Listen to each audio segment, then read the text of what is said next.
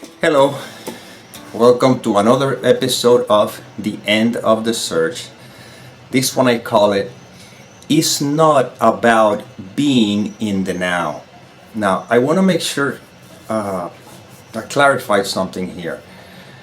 Because when we hear being in the now, there's a tendency of associated with Eckhart Tolle, for example. I want you to know that the work that he has done or he's doing is incredible, is wonderful. It helps a lot of people, and I honor it and I appreciate. And I am not talking about being in the now as a way of talking about Eckhart Tolle or anything that he's talking about. I'm talking about being in the now as a concept. Okay? So don't associate this with me talking about any particular author or anything. It's just simply the concept being in the now. So it is not about being in the now. It's about not believing the mind. So two different things. Here's what I mean. If I try to be in the now, that is the mind trying to be in the now. But if I'm not believing the content of the mind, I'm at peace. Problem solved. Because you see, you cannot not be in the now. It is impossible. Try not to be in the now. Come on, give it a shot. Okay, were you somewhere else while you were? No, you are always in the now because the now is all that there is. There's nothing else. Now, what happened is people may say, no, but I am in the now, but the mind is thinking of the future. What's the problem with that? The problem is not that the mind or a thought appears about the future. The problem is that we believe in that thought because we have overlooked the original cause, which is the thought, me, person, individual.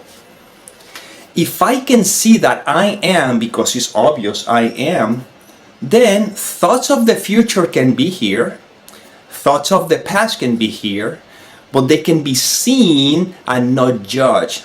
And by not judging them, by not believing the mind, it's not that I'm being in the now. Is that the now is not disturbed by the interpretation of any thoughts. Because I don't control the thoughts. Thoughts appear. And being in the now is assuming that I can control the thoughts. So I'll push the thoughts away so I can be in the now. That is a war against yourself that you're not going to win. Give it a shot. Try it. Let me know how it goes. See? Life is now. This is life. If I don't believe what the mind is trying to sell me, my ever-present nowness is lived in peace. But if now I add on to that the belief that I have to be in the now because I'm trying to push away the thoughts or future and past, then I'm forcing myself to control what cannot be controlled. You see? This idea of trying to control the mind could be a nice exercise, wonderful, but it's an easier way, which is just being. I'm not against the mind, I'm not controlling the mind, I'm not fighting the mind, I'm just seeing it. See the difference? You see? So if I don't believe the content of the mind, it's not about being in the now, it's that the now moment, which is all that there is, like I said before, will be experienced differently, will be experienced in peace. Even when my mind or the thought goes wherever it goes, because I'm not the one who thinks them, they appear. Have you noticed that? See, do a little investigation and you notice that you're cooking and a thought appears, and then you're going to the bathroom, a thought appears, you're walking the kids, a thought appears.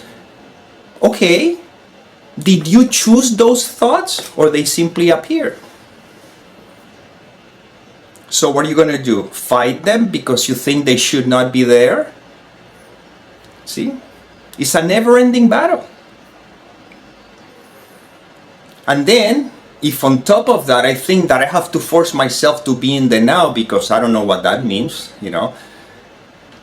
well, again, I'm just going against the current of movement when I can simply be with the movement. I don't need to be dragged by it. That's a difference. If a thought of something appears, it can be seen. But if I begin to identify with the thought and I begin to fantasize about it, means I keep feeding it. Now it seems as though I've been dragged by the thought. You see? And now I'm trying to be in the now because I don't want to be disturbed by the thought. But the thought is not the one that is disturbing me. It's me that I'm choosing, pursuing it. Simultaneously reminding that I'm not the one choosing anything. That's what seems to appear. So I'm not the one choosing the thought or not choosing the thought. This is the paradox. We have to learn to live with the paradox, within the paradox. At the same time that I'm the creator, the writer, the producer of my own movie, at the same time I'm playing extra on a much bigger play. And I always said, and I'll keep saying it again, if you're concerned about if your life is going to go astray because you're in control and you'll never know who you are, relax. Right now, life is leading you to information to remind you that you are. So as Ramesh Balsekar used to say, act as if you have the freedom of choice while at the same time you don't. I know that I'm not the one who chooses to be present. I'm not the one who chooses not to believe the thoughts, and yet it appears as if though I am choosing not to believe the thoughts. I don't have any conflict with that. I can live with that without any problem. Life is choosing this instrument to talk about this. It's choosing this instrument to write books, to create songs, to work out, to eat, to go to the bathroom, to sleep, to do whatever it does. I have no conflict with that. Even when it appears that I'm the one who chose to go to work out, like I'm the one who chose to write a book, like I'm the one who chose to create music. No, I don't choose any of those things. These things simply happen. I am an instrument through which this happening seems to take place.